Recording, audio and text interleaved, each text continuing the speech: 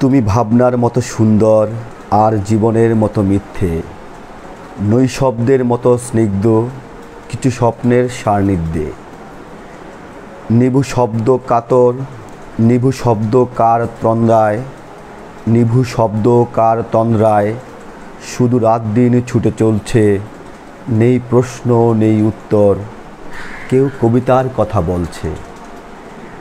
বন্ধুরা, কবিতার কথা বলবার খানিক প্রয়াস নিয়ে আজকে আপনাদের সামনে লাইভে যুক্ত হয়েছি।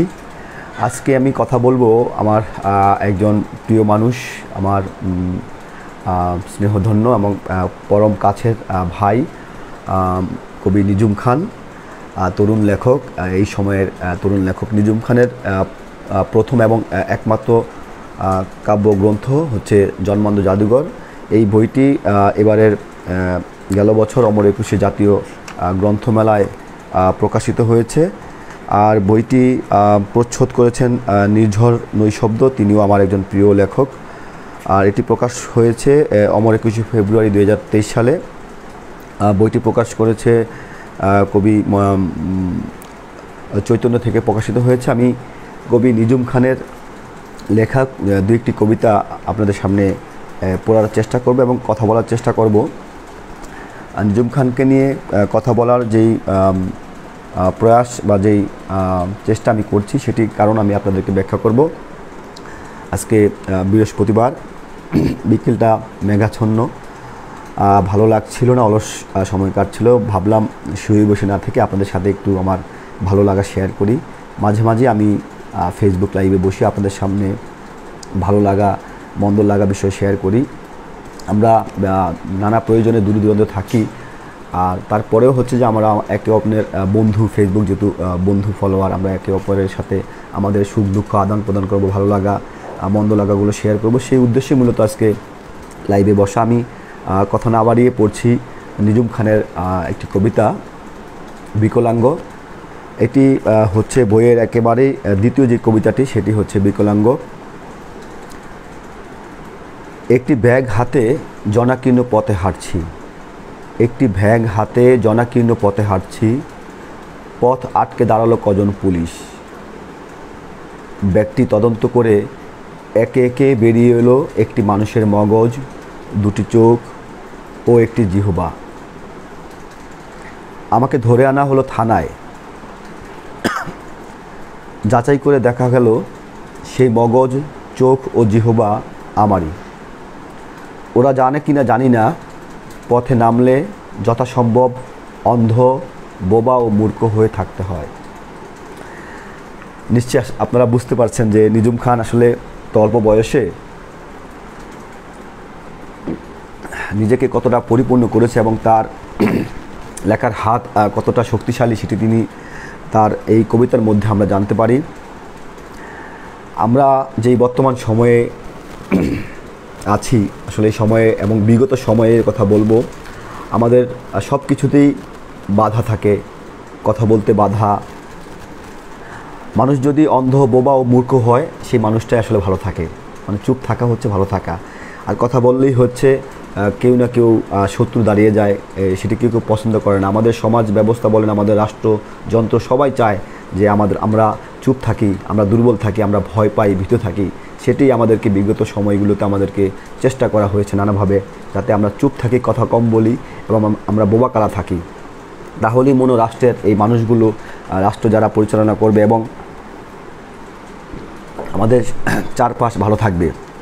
আর সেই যে খেদুক্তি বলেন বা সেই যে ক্ষোভ, সেই ক্ষোভ থেকেই কবি নিজুম খান এই কবিতাটি লিখেছেন। বিকলাঙ্গ। সীমান্ত হেলাল ভাই দেখছেন, এস পলাশ ভাই, ভালো লাগা ভালোবাসা জানবেন, আপনি সবসময় আমার পাশে থাকেন, সাপোর্ট দেন, ধন্যবাদ আপনাকে। বিকলাঙ্গ কবিতাটি নিজুম খান যেটি বলেছে যে একটি ব্যাগ হাতে তিনি হাঁটছেন এবং তাকে পুলিশ ধরে থানায় নিয়ে গেল। নিয়ে যাওয়ার পর তার ব্যাগের মধ্যে থেকে তিনি এভাবে বলছেন, আমাকে ধরে আনা হলো থানায়। যাচাই করে দেখা গেল সে মগজ, চোখ ও জিহ্বা আমারই। তার ব্যাগের মধ্যে পাওয়া গেছে মগজ, চোখ, জিহ্বা। ওরা জানে কিনা জানি না, পথে নামলে যথাসম্ভব অন্ধ, বোবা ও মূর্খ হতে হয়। একজন মানুষ যখন তার বাক স্বাধীনতা হারিয়ে ফেলে, যখন সে তার দেখার স্বাধীনতা হারিয়ে ফেলে, যখন সে তার মগজ দিয়ে কথা বলবার যে স্বাধীনতা সেটি যখন সে হারিয়ে ফেলে, তখনই হচ্ছে মানুষ ভালো থাকতে পারে বর্তমান সময়ে। সীমান্ত হেলাল ভাই, দুলা ভাই, আসসালামু আলাইকুম। আমার বোন কেমন আছে সালাম দিবেন। আর আপনি কেমন আছেন? অনেক দিন পর আপনার সাথে কথা হচ্ছে। আপনাকে খুব মিস করছি। চেষ্টা করছি আসলে কথা বলবার চেষ্টা করছি। সিত্তুল মোনা চৈতি আমার বড় বোন, প্রিয় মানুষ। পড়ছি, কথা না বলে কবিতা পড়ব। জন্মান্ধ জাদুকর কবি নিজুম খানের কাব্যগ্রন্থ থেকে পড়ব। অবয়বহীন কবিতার নাম। জলের চিবুক চিরে তবু আসে বেহুলার প্রেম, কে বা জানে অহনিশ জন্মের আজন্ম ক্ষতি। শামুকের খোল বেয়ে শারীরিক ভাষা নামে তীরে, গুলির দহন মাখে প্রণয়ের করুণ মিনতি। একে মন নিরালোক, একে মন যমজ পাজরে, উদাসী আদার বুকে সুর তোলে বিষাদের বিনা। যদিও আহত আমি প্রথাগত পাখির কাননে, বাতাসে অভয় রাখি অতঃপর বাতাসে দেখি না। পৃথিবীর মুখোমুখি রেখেছি ক্ষুধার স্বরলিপি, গোপন অশনিপাত চোখে ছোঁয় অনুভব সীমা। হাড়ের পাহাড় থেকে মিছিলে নেমেছে মৃত ছায়া, মগজে অনাদিকাল দহনের ধূসর দ্রাঘিমা। জলের চিবুক চিরে ফেলে যায় ভেলার বেহুলা, অদূরে ফুরোয় কেউ একাকী তোমার মতোই ক্ষীণ। এ কোনো বিরাগ নয়, পাপ নয়, কেবল বাসনা। মন ও মননে কেউ থেকে যাক অবয়বিহীন। আর একটি কবিতা পড়ছি নিজুম খানের। নিজুম খান আসলে সবসময় প্রেম ও দোহের কবিতা লেখার চেষ্টা করে। তার আরেকটি কবিতা, খুব অল্প বয়স, খুব বেশি বয়স হয়নি নিজুম খানের, কিন্তু চিন্তায় চেতনায় অস্থি ও মজ্জায় তার যে দ্রোহ সত্য বলার যে প্রয়াস এবং সুন্দরের যে পূজা করার যে চিন্তা, সেটি আমার খুব ভালো লাগে। এই জন্য আমি নিজুমকে, সে আমার বয়সে ছোট হলেও আমি তাকে খুব সম্মান করি, তাকে আমি খুব সমাদর করি। ভালোবাসা জানলাম দুলা ভাই। কবি সীমান্ত হেলাল, আপনার বইটি আমার কাছে আছে, আমি একদিন কথা বলবো আপনার বই নিয়ে, যদি আল্লাহ আমাকে বাঁচিয়ে রাখে দোয়া করবেন। পড়ছি ঈশ্বর বিস্মাকা স্বর কবিতা। বিমূঢ় গণতন্ত্রের মোহনীয় দৃশ্য নৃত্যে খুন হয় অজস্র চোখ, অন্ধ বিলাপ। নাগরিক দ্রোহে মৃত ও ম্রিয়মান, অতিক্রান্ত ঝিঝি শৈশব। অট্টালিকায় বিশ্রামরত ঈশ্বর, আর্তনাদের বাজারে জানে না, আর্তনাদের বাজার মূল্য জানে না।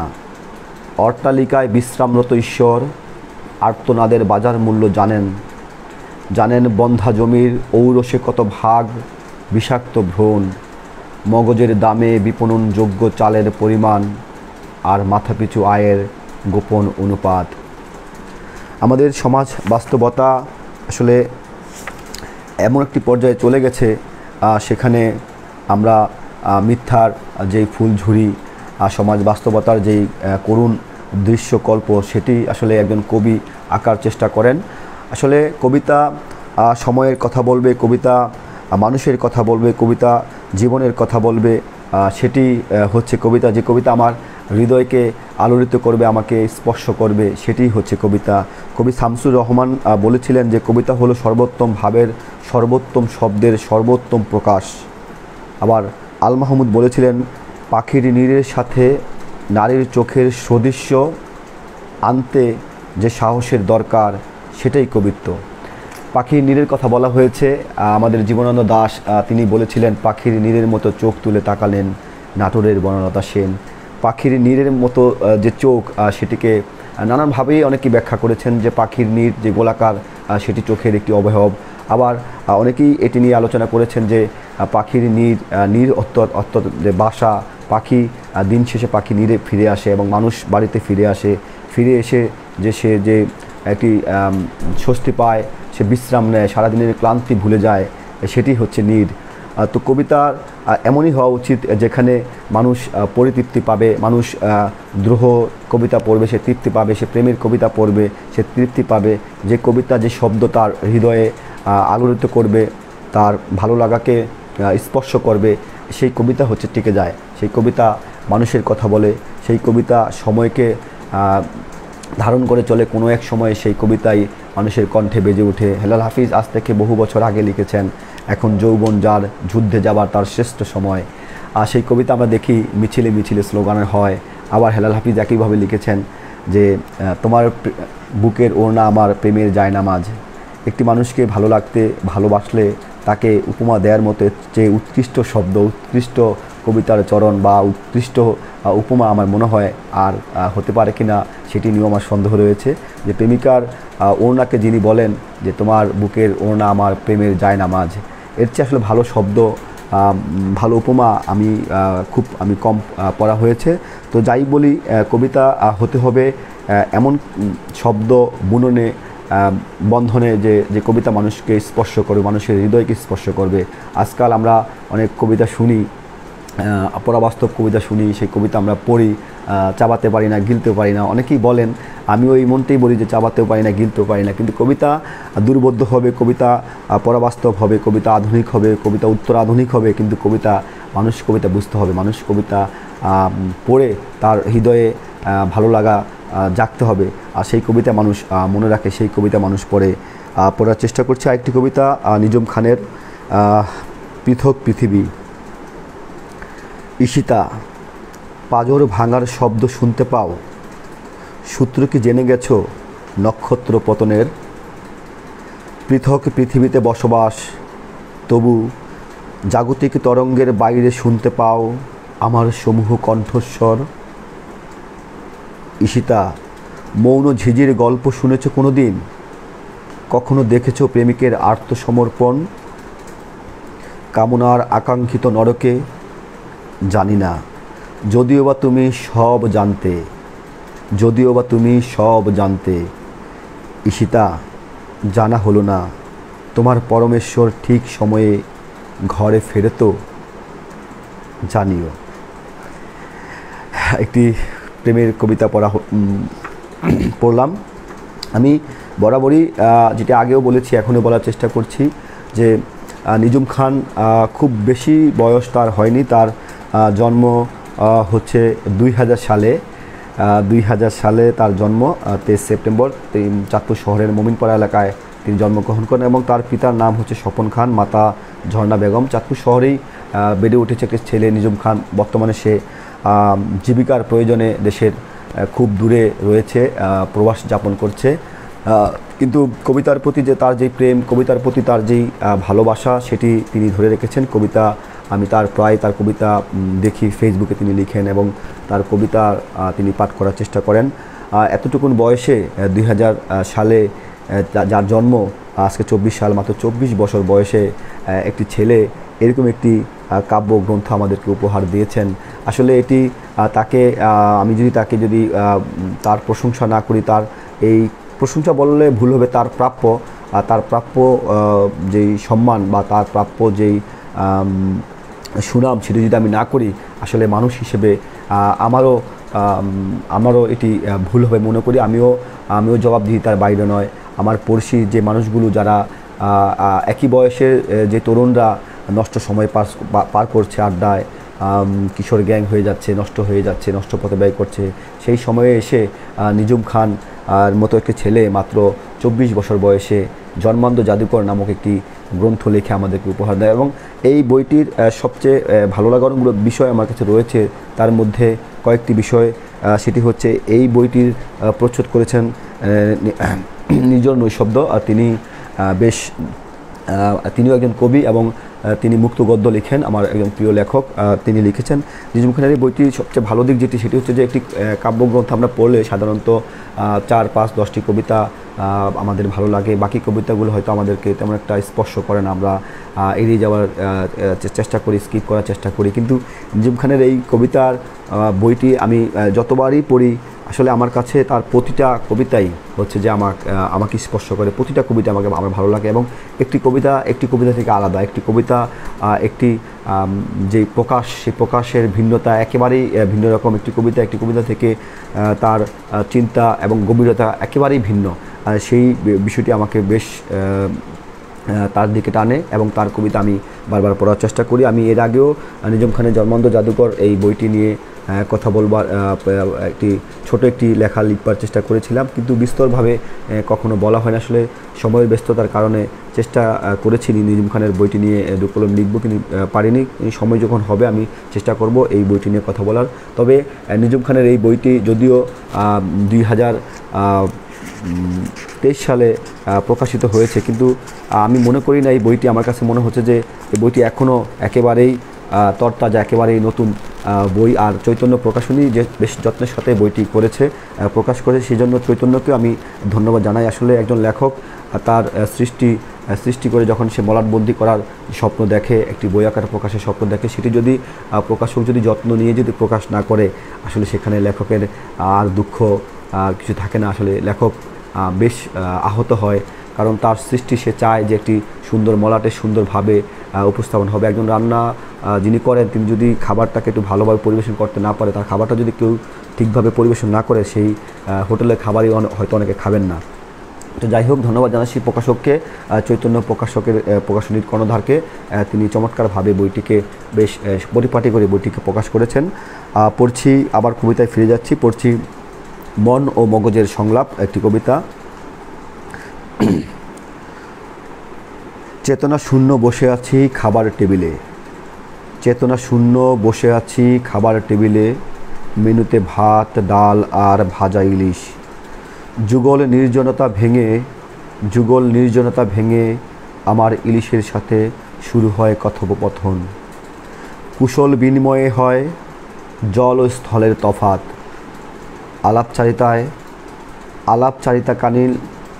আলাপচারিতাকালীন আচমকা বলে উঠে সে, লজ্জা করে না তোর?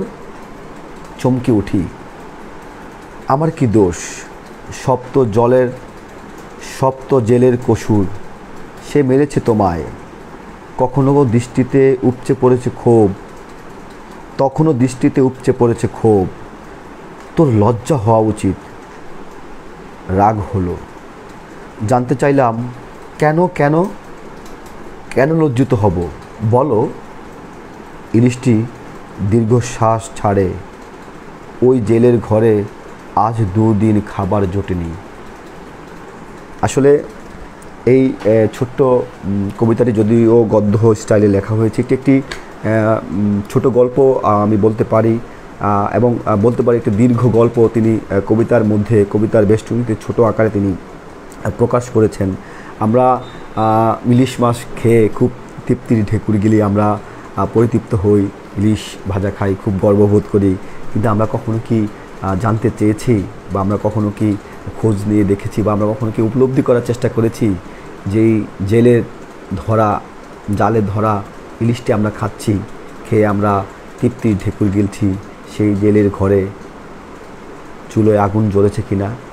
আমরা জানি যে বর্তমানে বাজারে ইলিশের দাম বেশ চওড়া। প্রকৃত অর্থে এই চওড়া দাম কি জেলে পায়? আমরা চালের বাজার দেখি, দাম একেবারে পাগলা ঘোড়ার মতো তৈ করে বাড়ছে চালের দাম, কিন্তু আসলে এই চালের দাম ন্যায্য মূল্য, যেই ঊর্ধ্বগতির যে উচ্চ মূল্য, সেই মূল্য কি আমাদের চাষি বা কৃষক ভাইরা পায় না। জেলেরা বলেন, চাষিরা বলেন, তারা সবাই একটি ব্যাপারীদের একটি দালাল চক্রের যে জাল, সেই অদৃশ্য জালের মধ্যে তারা এখনও আটকে আছে। সেই জাল তারা ছিন্ন করতে পারে না। একজন জেলে তেল, গায়ের ঘাম রোদে পুড়িয়ে ক্ষয় করে একটি ইলিশ মাছ ধরে আনে, এবং সেটি আনার পর যেই ব্যাপারী বা যেই আড়তদার, দালালদারের যে জাল, সেই জালের মধ্যে থেকে তাকে বিক্রি করে দিতে হয় কম মূল্যে, কিন্তু সেই ইলিশটি হয়তো বা সে বিক্রি করে 500 টাকা 1000 টাকা কেজি, সেই ইলিশটি আমাদের কাছে চলে আসে 2000 টাকা কেজি। কিন্তু সারাদিন যে জেলে পরিশ্রম করলো, সেই জেলের ভাগ্যে জোটে কত টাকা, তার বেশিরভাগ টাকাই হচ্ছে নিয়ে যায় হচ্ছে আমাদের যে আড়তদার দাদনদার, তারা হচ্ছে নিয়ে যায়, এই চক্র থেকে বেরিয়ে আসতে পারে না। সেই দৃশ্যটি যেহেতু নদী পাড়ের ছেলে নিজুম খান যিনি এই বইটি লিখেছেন, যেহেতু তিনি নদী পাড়ের ছেলে, তিনি জেলেদের জীবন চক্র সম্পর্কে তার ধারণা আছে এবং সেই উপলব্ধি থেকে তিনি এই কবিতাটি লিখেছেন। ইলিশ খেতে বসে ইলিশ তাকে প্রশ্ন করে লজ্জা করে না, এবং একটা সময় ইলিশ তাকে বলে, তুমি কি খোঁজ নিয়ে দেখেছ ওই জেলের ঘরে আজ দুদিন খাবার জুটেছে কিনা। পড়ছি আর একটি কবিতা, যে কবিতাটি দিয়ে শুরু করেছিলাম, প্রেমের কবিতা। কেউ কবিতার কথা বলছে। তুমি ডাকলে কাছে থাকতাম, আর টুপটাপ ফোঁটা বৃষ্টি, যেন হাঁটছি আয়ু আল পথ, চিরে সন্ধ্যার দূরদৃষ্টি, চিরে সন্ধ্যার দূরদৃষ্টি। তুমি ডাকলে কাছে থাকতাম, আর টুপটাপ ফোঁটা বৃষ্টি, যেন হাঁটছি আয়ু আল পথ, চিরে সন্ধ্যার দূরদৃষ্টি। চিঠি উড়ছে ভুল ডাকঘর, কোনো স্বপ্নের দিকে কদ্দূর, আমি গন্ধম ফুল মগ্ন, আমি গন্ধম ফুলে মগ্ন, জানি না জানি আলো নেই নেই রোদ্দুর। তুমি ডাক দাও নত জানু হই, চেনা পাহাড়ের মাটি গর্তে, কোন অদেখার লোভে মুসাফির, হাটে যাপনের কোন শর্তে। জানি আগুনের কথা বলবে, বলো বেদনার নীল সংজ্ঞা, এই নগর পাশে রাত হয়, আরও গাঢ় হয় বুড়ি গঙ্গা। মরুপ্রান্তর পুড়ে যাচ্ছে, সাথে নৈসর্গিক ডাকনাম, যদি ডাকতে তবে হয়তো ক্ষণজন্মের মতো থাকতাম। তুমি ভাবনার মতো সুন্দর, আর জীবনের মতো মিথ্যে, নৈশব্দের মতো স্নিগ্ধ, কিছু স্বপ্নের সান্নিধ্যে। নিবু শব্দ কার তন্দ্রায়, শুধু রাত দিন ছুটে চলছে, নেই প্রশ্ন নেই উত্তর, কেউ কবিতার কথা বলছে। যথেষ্ট ভালো লাগলো কবিতাটি পড়ে। ছন্দ কবিতা। নিজুমের এই বইটিতে আমি যেই বিষয়টা আমার ভালো লাগে আসলে সেটি হচ্ছে যে একেবারে বহু রকমের কবিতা তার এই গ্রন্থটিতে তিনি গ্রন্থিত করেছেন। এক একটি কবিতার চেয়ে একেবারেই আলাদা, একেবারেই ভিন্ন। প্রতিটি কবিতা আসলে আমাকে চমকে দেয়, যে একটি কবিতা মাত্র পড়লাম প্রেমের রোমান্টিক কবিতা, তারপরেই হচ্ছে আরেকটি কবিতা পেয়ে যাই দ্রোহের কবিতা। এই বিষয়গুলো আসলে ভালো লাগে। পাঠককে যে একটা ঘোরের মধ্যে আগলে রাখা, কখনো হাসানো, কখনো কাঁদানো, কখনো চমকিত করা, সেই কাজটি নিজুম বেশ ভালোভাবেই রপ্ত করেছে। এবং তার ষষ্ঠ আঙুলকে আমি স্যালুট জানাই, যে তার সেই জন্মান্ধ জাদুকরের কথা নিজুম বলেছে, সেই জন্মান্ধ জাদুকরের কথা যে নিজুম বলেছে, তিনি নিজেই একজন জাদুকর। তিনি পাঠককে যে একটি ঘোরের মধ্যে রেখে পাঠককে বিচলিত করা, পাঠককে আন্দোলিত করা, পাঠককে আবার কাঁদানো, পাঠককে আবার হাসানো, এই কাজটি তিনি চমৎকারভাবে তিনি করতে পেরেছেন। তার একটি কবিতা, ছোট্ট কবিতা, একেবারে ছোট্ট 5 লাইনের একটি কবিতা, কবিতার নাম হচ্ছে শাস্তি। সেটি পাঠ করলে আপনারা আমার এই কথা বুঝতে পারবেন। শাস্তি কবিতার মধ্যে তিনি লিখেছেন, খাবার চুরির দায়ে ধরা পড়ল একজন চোর, খাবার চুরির দায়ে ধরা পড়ল একজন চোর, আদালতে রায় হলো, চুরির দায়ে হাত কেটে নেওয়া হবে তার, আমি এই রায় মানি না, তার পাকস্থলী কেটে নেওয়া হোক। কবি বলছেন, খাবার চুরির দায়ে একজন চোরকে আটক করা হয়েছে, আদালতে তার শাস্তি হলো এবং শাস্তির রায় হলো তার হাত কেটে নেওয়া হবে। কবি বলছেন, আমি এই রায় মানি না, তার পাকস্থলী কেটে নেওয়া হোক। কারণ চোর চুরি করেছে হাতের কারণে নয়, চোর চুরি করেছে পেটের দায়ে। যে চোর খাবার চুরি করে সে নিঃসন্দেহে পেটের দায়ে চুরি করে। আমাদের সমাজে আমরা দেখি যে ছোট ছোট চোরদেরকে ধরে উত্তম মাধ্যম দেওয়া হয়, গলায় জুতার মালা পরানো হয়, শাস্তি দেওয়া হয়, অনেক কিছু করা হয়। কিন্তু আমাদের সমাজের যে বড় বড় চোররা রয়েছে, যারা একটা কলমের খোঁচায় বা একটা আঙুলের ইশারায় বা একটি নির্দেশনায় আমাদের শত শত টাকা, কোটি কোটি টাকা চুরি করে নিয়ে যাচ্ছে, সেই সব চোরদের বিচার আমরা দেখি খুব বেশি বিচার হয়েছে বলে আমাদের এই দেশে, বিশেষ করে এই দেশে সেরকম মানে দৃষ্টান্ত আমরা খুব একটা দেখি না। সেটি কবি আসলে খেদিক্ত প্রকাশ করেছে যে খাবার চুরি দায় একজন চোরের পুলিশের হাতে আটক হয়েছে এবং তার হাত কেটে নেওয়ার নির্দেশ দেওয়া হয়েছে। কবি বলেছে যে তার হাত নয়, তার পাকস্থলী কেটে ফেলা হোক। এই পাকস্থলী না থাকলে তো আর তার পেটে ক্ষুধা থাকতো না এবং ক্ষুধার দায়ে সে খাবার চুরি করতো না। পড়ছি কবিতার বিনিময়ে একটি কবিতা। আজকের এই নিরর্থক কবিতা বেকার রাস্তা, বেকার ব্যস্ত চাকর চাকরিজীবী, দলীয় কিংবা বিরোধী দলীয় জনগণ যে যেখান থেকে শুনছেন, মনে রাখুন কবিতা পাঠের পর আপনাদের বিমোহন মুগ্ধতা হাততালি আমার প্রফুল্ল করে, মনস্তান্ত্রিক প্রশান্তি দেয়। তবে আপনারা এও মনে রাখুন ওই সব মুগ্ধতার বিনিময়ে স্থানীয় রেস্তোরাঁয় আমি একবেলা খাবার পাইনি। এখানেও সেই যে বললাম যে একেবারেই চমকে দেয়। নিঝুমের যে কবিতাগুলো ছোটো ছোটো গল্প আকারে ছোটো ছোটো বাক্যে লেখা, একেবারে লাস্ট যে টুইস্টটি নিঝুম খান খেলে সেটি আমার বেশ ভালো লাগে। একেবারে পরিপাটি ছোট্ট একটি গদ্য কবিতা আমি পড়ছি। এই আজকের এই নিরর্থক কবিতা বেকার ব্যস্ত চাকর চাকরিজীবী, দলীয় কিংবা বিরোধী দলীয় জনগণ যে যেখান থেকে শুনছেন, মনে রাখুন কবিতা পাঠের পর আপনাদের বিমোহ মুগ্ধতা বা হাততালি আমায় প্রফুল্ল করে, মনস্তান্ত্রিক প্রশান্তি দেয়। তবে আপনারা এও মনে রাখুন ওই সব মুগ্ধতার বিনিময়ে স্থানীয় রেস্তোরাঁয় আমি একবেলা খাবার পাইনি। আপনাদের এই করতালি হাততালি আসলে একজন লেখক লিখে অনেকে খুব প্রশংসা করেন, খুব করেন, কিন্তু জীবন চলে না, কবিতায় জীবন চলে না। আসলে জীবন খুব কঠিন, বাস্তবতা বড়ই কঠিন। আমরা কবির কবিতা পড়ি। আজকাল আমরা দেখি যে একটি বই কিনে কবিকে সম্মান জানানো বা কবিকে শ্রদ্ধা জানানোর সেই সমাজ ব্যবস্থাও আমরা নষ্ট করে ফেলেছি। আমাদের সমাজে আমরা দেখি বিভিন্ন কাজে বিভিন্ন জায়গায় মানুষ টাকা পয়সা অর্থ ব্যয় করে, কিন্তু একটি বই কিনে পড়ার মতো মানুষ আমাদের সমাজে একেবারেই দিন দিন কমে আসছে। এটি আমাদের জন্য আসলে খুব ভালো কোনো সংকেত নয়, এটি একটি অশনি সংকেত। আমরা দিন দিন বই বিমুখ হয়ে পড়ছি, আমরা দিন দিন সুন্দর বিমুখ হয়ে পড়ছি। আমরা অনেক মানুষ একসাথে বসে আড্ডা দিচ্ছি, কিন্তু একসাথে বসে আড্ডা দিতে গিয়েও আমরা একা হয়ে আছি, কারণ আমাদের প্রত্যেকের হাতে আছে মোবাইল ফোন।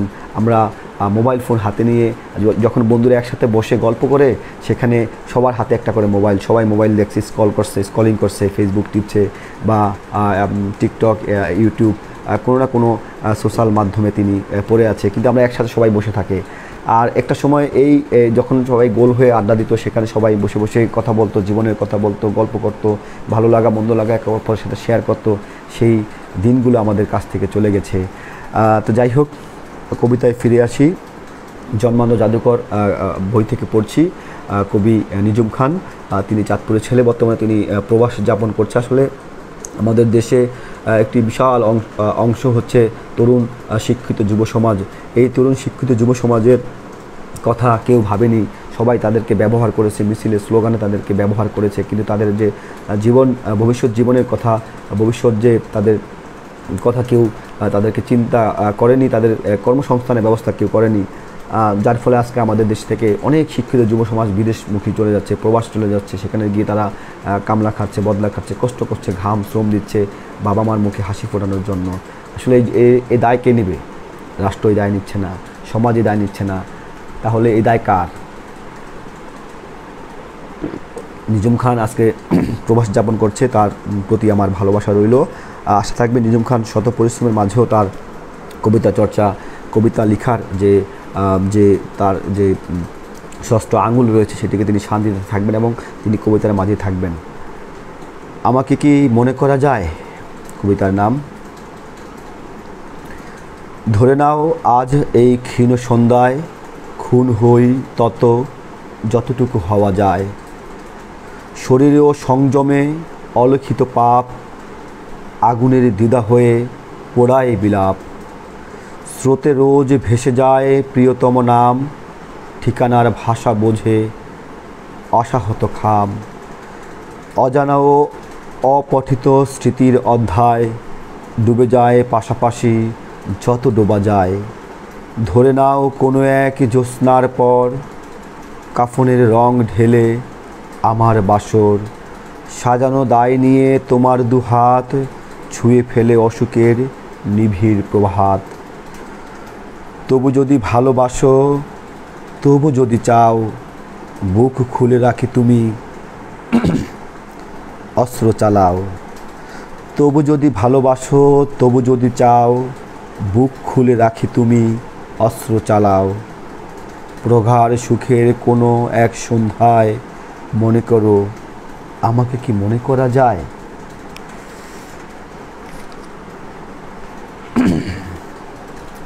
বাদ মাগরিব পড়ছি। এটি আমার একটি আরেকটু ভালো লাগার কবিতা। কবিতাটি আমি বেশ কয়েকবার পড়েছি, আপনাদের সাথে এই কবিতাটি শেয়ার করব। কবিতার নাম বাদ মাগরিব। বাদ মাগরিব, সেকেলের টর্চ আর বাজারের ব্যাগ হাতে বাবা আসেন প্রতিদিন। বাদ মাগরিব, সেকেলের টর্চ আর বাজারের ব্যাগ হাতে বাবা আসে প্রতিদিন। মোনাজাতে মায়ের দৃষ্টি লেগে থাকে সদর দরজায়। হঠাৎ বারান্দায় বাতি জ্বলে উঠলে জ্বলে উঠে সন্তানের চোখ, মৃদু হাসে মা, মৃদু হাসেন মা। একদিন খুব তাড়াতাড়ি মাগরিব ঘনিয়ে এলো, একদিন খুব তাড়াতাড়ি মাগরিব ঘনিয়ে এলো। কজন অপরিচিত মুখ এসে দাঁড়ায় দরজায়। বলা হয় বাবার মুখের আদলে কেউ নাকি আছেন মর্গে। বলা হয় বাবার মুখের আদলে কেউ নাকি আছেন মর্গে। বাদ মাগরিব, এই প্রথম কিয়ামত ঘনিয়ে আসে। বাবাকে নিয়ে লেখা কবিতা। আসলে আমাদের বাবারা যখন সেই পুরনো টর্চ আর বাজারের ব্যাগ হাতে বাড়িতে ফিরেন, সেই অপেক্ষায় থাকেন মা, সেই অপেক্ষায় থাকেন সন্তানরা। সদর দরজার চেয়ে থাকেন মা কখন তার স্বামী ঘরে আসবে।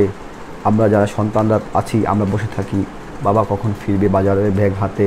তার হাতে হয়তো চকলেট থাকবে, তার পকেট থেকে হাঁটতে হয়তো আমরা কিছু খাবার পাবো, সে অপেক্ষায় থাকি। কিন্তু কোনো একদিন বাদ মাগরিব খবর আসে মর্গে একটি লাশ পড়ে আছে এবং সেই লাশের মুখটি দেখতে আমার বাবার মতো। তখন বাদ মাগরিব কিয়ামত ঘনিয়ে আসে। যাদের বাবা নেই, যারা বাবাকে হারিয়েছেন এবং যারা বাবার মৃত্যুর খবর যারা প্রথম শুনেছেন, নিশ্চয়ই সেই সময়টা তার কাছে কিয়ামতের মতোই মনে হয়েছে। আমি পৃথিবীর সকল বাবাদের প্রতি সম্মান রাখছি। পৃথিবীর সকল বাবাকে আল্লাহ ভালো রাখুক, সুস্থ রাখুক এবং সন্তানদের কাছে তার সম্মানটুকু অটুট থাকুক, সেই প্রার্থনা করছি আমার আল্লাহর কাছে। পাশাপাশি যাদের বাবা গত হয়েছেন, যাদের বাবা মৃত্যুবরণ করেছেন, পরপারে চলে গেছেন, তাদের বাবাদের জন্য আমার মন থেকে দোয়া রইল আল্লাহ যেন পৃথিবীর সকল বাবাকে ভালো রাখে, সুস্থ রাখে। আসলে এই বাবারা নিজেকে পুড়িয়ে পুড়িয়ে হচ্ছে যে নিজের সন্তানকে ভালো রাখার জন্য পরিশ্রম করে, নিজেও ভালো একটি কাপড় পরে না, ভালো একটি খাবার খায় না, খাবারটা খেতে গেলে তার সন্তানের কথা মনে পড়ে। এই বাবারা আসলে পৃথিবীর প্রত্যেকটা বাবা এক একজন রিয়েল হিরো, এক একজন রিয়েল হচ্ছে স্পাইডারম্যান, কেউ বলে বাবাদেরকে বলে হয় সুপারম্যান। প্রতিটা বাবাই হচ্ছে সুপারম্যান।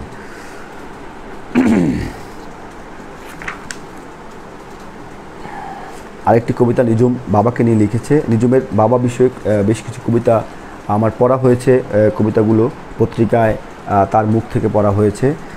এই কবিতাটি এই বইতে রাখা হয়েছে, তাকে আমি ধন্যবাদ জানাই। কবিতাটির নাম হচ্ছে অভিনেতা, তার বাবাকে নিয়ে লেখা।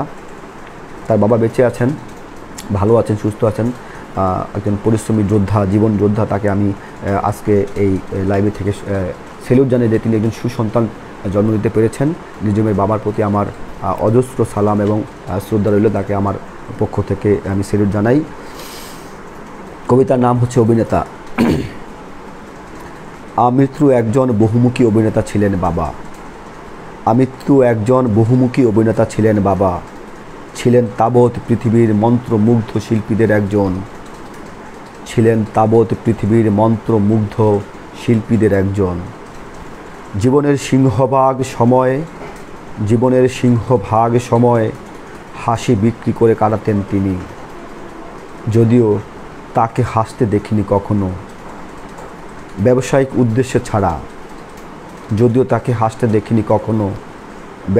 উদ্দেশ্য ছাড়া।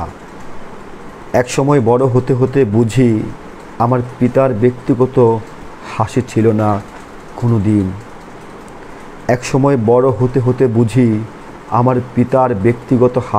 না কোনো দিন। জেনেছি দীর্ঘকাল কেন্দ্রীয় কারাগারে আসামির ভূমিকায় অভিনয় করেছিলেন তিনি। বড় হয়ে আমিও অভিনেতা হতে চাই। একটু আগে বলেছিলাম যে বাবারা হচ্ছে পৃথিবীর প্রতিটি সন্তানের কাছে তার বাবা হচ্ছে একজন সুপারম্যান, তার বাবা হচ্ছে একজন রিয়েল হিরো। বাবারা ভালো অভিনেতাও। এই অভিনয়টা তিনি করেন তার সন্তানদের জন্য। বাবারা হাসেন, কিন্তু এই হাসিটা কবি বলেছেন ব্যবসায়িক উদ্দেশ্যে, পরিবার পরিজনকে ভালো রাখার উদ্দেশ্যে তিনি হাসেন। বাবা হাসি বিক্রি করে দেন, কিন্তু বাবা কখনো মন থেকে হাসেন না। ধন্যবাদ জানাই নিজুমকে। আমি চেষ্টা করব আরও একটি কবিতা পড়ার জন্য। আলোচনাটি দীর্ঘ হয়ে যাচ্ছে, তারপরও আমি শেষ করে দিব। তার আগে বলে রাখছি, এই বইটি 2023 সালে চৈতন্য প্রকাশনী থেকে প্রকাশিত হয়েছে। নিজুম খান চাঁদপুর শহরে জন্মগ্রহণ করেছেন। তার বাড়ি হচ্ছে মমিনপাড়া এলাকায়, শহরের মমিনপাড়া এলাকায়, এবং সে চাঁদপুর সরকারি কলেজে লেখাপড়া করেছে। তিনি স্থানীয় শেকড় নামে একটি ছোটোখাটো সম্পাদনা করেছেন এবং দৈনিক আদি বাংলা পত্রিকার সাহিত্য সম্পাদক ছিলেন। তার এই বইটির শুভেচ্ছা মূল্য ধরা হয়েছে 200 টাকা। আপনারা বইটি সংগ্রহ করে পড়বেন এবং কবিকে তার প্রাপ্য সম্মান দেওয়ার চেষ্টা করবেন। তিনি এই কবিতার বইটি উৎসর্গ করেছেন তার একজন প্রিয় মানুষ, তার একজন ভালোবাসার মানুষ, এবং একই সাথে তার সাথে আমারও খুব কাছের মানুষ, ভালোবাসার মানুষ, মাইনুল ইসলাম মানিক। তিনি চাঁদপুর সাহিত্য মঞ্চের অন্যতম প্রতিষ্ঠাতা এবং সভাপতি। তিনি একজন দেশের বর্তমান সময়ের একজন শক্তিশালী একজন অনুবাদক। তিনি কবিতাও লিখেন, প্রবন্ধ লেখেন। মাইনুল ইসলাম মানিক নিজুম খানের একেবারে যে উত্থান, সেই উত্থানের একেবারে নৈপথ্যে তিনি ছিলেন। তার উৎসাহ অনুপ্রেরণা ছিল এই নিজুম খানের গড়ে ওঠার পেছনে। সেজন্যই হচ্ছে যে গুরু দক্ষিণা হিসেবে বলা যায় এই বইটি তাকে উৎসর্গ করা হয়েছে। আমি নিজুমকে স্যালুট জানাই যে এই যে সে যে তার শিক্ষককে বা তার পেছনে যিনি তাকে উৎসাহ অনুপ্রেরণা দিয়েছেন, তাকে যিনি সম্মানটি দিয়েছেন, তার প্রথম বইটি তিনি তার একজন শিক্ষককে উৎসর্গ করেছেন। এই জন্য আমি নিজুমকে ধন্যবাদ জানাই। নিজুম এই বইটি আমি যখন তার কাছ থেকে নেই, তিনি এই বইটিতে আমাকে একটি অটোগ্রাফ দিয়েছিলেন এবং তিনি লিখেছেন যে আমার পরাজিত কাঁধে যাদের হাতের স্পর্শ লেগে আছে তাদের মধ্যে আপনি একজন, আশিক ভাই।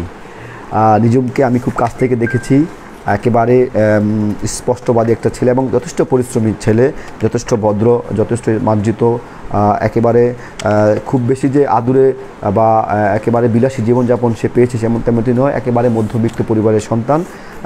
মধ্যবিত্ত পরিবারের সন্তান হওয়ার কারণে নিজুম হচ্ছে যে তার চিন্তায়, মর্যায়, তার অন্তরে সে সবসময় সত্য এবং সুন্দরকে ধারণ এবং লালন করে থাকে। নিজুমের কবিতায় আমরা সত্য পাই, সুন্দরের আমরা দৃশ্যকল্প দেখি, আমরা প্রেমের যেমন কথা শুনি, তেমনি আমরা দোহেরও কথা শুনি। তিনি সবসময় সমাজ ব্যবস্থা নিয়ে কথা বলেন এবং সমাজ সচেতন একজন মানুষ। তার একটি কবিতা আমি পড়ব এবং কবিতাটি পড়ে আমি শেষ করে দিব। তার এই গ্রন্থটিতে সর্বমোট কবিতা প্রকাশ হয়েছে, একেবারে অনেকগুলো কবিতা প্রকাশিত হয়েছে। আমি মনে করি আপনারা এই বইটি কিনলে এই বইটিতে বেশ কিছু ভালো কবিতা আপনারা পাবেন। যে কবিতাগুলো আপনাকে আন্দোলিত করবে এবং আপনাকে তৃপ্তি দিবে বলে আমি বিশ্বাস করি। এই কবিতাটির নাম হচ্ছে, সর্বশেষ যে কবিতাটি পড়ব সেই কবিতাটির নাম হচ্ছে ডুপ্লেক্স। অতঃপর জানা গেল অপারেশনের প্রয়োজন, 15 লাখ খরচ হলেই 15 লাখ খরচেই সেরে উঠতে পারেন মা। অতঃপর জানা গেল অপারেশন প্রয়োজন, 15 লাখ খরচেই সেরে উঠবেন মা। সেরে উঠতে পারেন মা। পেনশনের টাকা ছিল হাতে, ভাবলাম মায়ের বয়স হয়েছে, আর বেঁচে থেকেই কী বা হবে। বেশ কিছুদিন কাটে, ডুপ্লেক্স বাড়ির স্বপ্নটা এতদিনে সত্যি হলো আমার। পেনশনের টাকায় মায়ের কবরের পাশে। চমৎকার একটি কবিতা শুনলাম, মাকে নিয়ে লেখা। আসলে বাবা মা তার সন্তানকে গড়ে তুলতে নিজেকে পুড়িয়ে, নিজেকে আঙ্গার করে তার সন্তানকে তিনি গড়ে তোলেন। আমরা বড় হয়ে আমরা বাবা মায়ের কথা, সেই ঋণ আমরা শোধ করি। কজন পেরেছি, কজন সৌভাগ্যবান সন্তান তার বাবা মায়ের সেই ঋণ শোধ করতে পেরেছেন। কবিতাটির একটি অনুগল্প বলা যেতে পারে, একটি গল্প তিনি আঁকার চেষ্টা করেছেন এই কবিতার মাধ্যমে। একজন মায়ের কথা তিনি বলেছেন যে যার মা বয়স হলে অসুস্থ হয়ে পড়ে। অনেক সময় অনেক সন্তান তখন বলে যে বয়স্ক মা, অসুস্থ মা, তার চিকিৎসার কী প্রয়োজন, তার পেছনে টাকা পয়সা খরচ করার কী প্রয়োজন, তার চেয়ে আমার একটা ডুপ্লেক্স বাড়ি আমি করতে পারলে সেটি ভালো হবে। এখানে নিজুম খান যেটি বলেছে যে মায়ের পেনশনের টাকা ছিল বা বাবার পেনশনের টাকা ছিল, সেই টাকা দিয়ে তার মায়ের চিকিৎসা করাতে পারতেন, কিন্তু সেই টাকা মায়ের চিকিৎসার পিছনে খরচ না করে তিনি বাড়ি করেছেন। কারণ মা বয়স হয়েছে, কদিন বাঁচবেন, তার চেয়ে একটি বাড়ি করেছেন, কিন্তু পাশে তার মায়ের কবর। এটি সমাজ বাস্তবতার একটি চরম যে সত্য, সেটি তিনি প্রকাশ করেছেন কবি নিজুম খান। আমি সবাইকে ধন্যবাদ জানাচ্ছি আমার এই বকবক শোনার জন্য। অলস সময়টি আপনাদের সাথে ভালো লাগা মন্দ লাগা শেয়ার করার চেষ্টা করেছি। আর আপনারা ভালো থাকবেন, সবাই ভালো থাকবেন, পরিবারকে সময় দিবেন, যে কথা সবসময় বলি। সবাইকে শুভেচ্ছা। জন্মান্ধ জাদুকর বইটি প্রকাশ করেছে চৈতন্য প্রকাশনী। এটি 64 পৃষ্ঠার বই। এটি প্রচ্ছদ করেছে কবি নির্জন নৈশব্দ, এবং বইটির শুভেচ্ছা মূল্য ধরা হয়েছে 200 টাকা। আপনারা বইটি কিনে পড়বেন, তাহলে আমার এই বক সার্থক হবে। সবাইকে ধন্যবাদ কষ্ট করে শোনার জন্য, এবং নিজুমকে ধন্যবাদ এবং অভিনন্দন জানাচ্ছি। তার এই বইটি আমি বিশ্বাস করি বেঁচে থাকবে অনন্তকাল। যখন আমি থাকবো না, যখন নিজুম থাকবে না, যখন তারও প্রজন্মের পর প্রজন্ম থাকবে না, কিন্তু এই বই নিজুমকে বাঁচিয়ে রাখবে মানুষের মাঝে, সমাজের মাঝে নিজুমের কথা বলবে এই বই। সেটি বাস্তবায়িত হোক। সবাইকে শুভেচ্ছা। আসসালামু আলাইকুম। আল্লাহ হাফেজ।